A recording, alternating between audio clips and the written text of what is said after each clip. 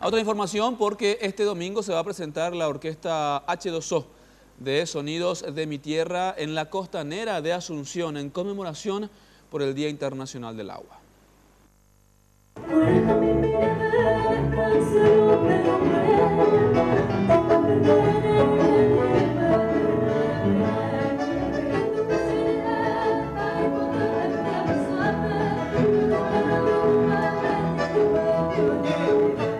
Los diferentes artistas ya se están preparando para este evento que por segundo año consecutivo se está realizando, lugar que también es aprovechado para concienciar a la ciudadanía en el uso del agua en nuestro país.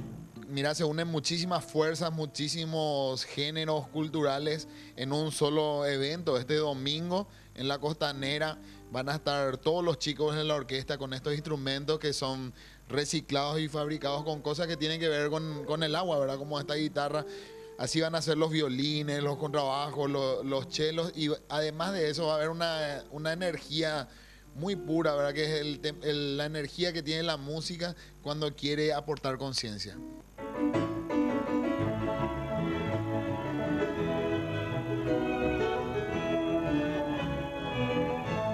Según comentó el vocalista de uno de los grupos que estará presente, son varios los artistas como Salamandra, Bohemia Urbana, Bohemia Guaraní, Andrea Balobra y otros reconocidos grupos quienes darán este show.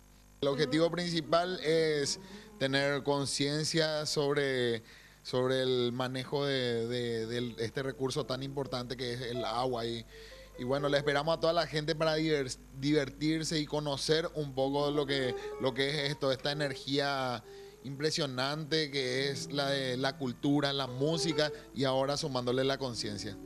Además de estos artistas, son varias las organizaciones que se suman a la causa por el cuidado del agua con una minga ambiental.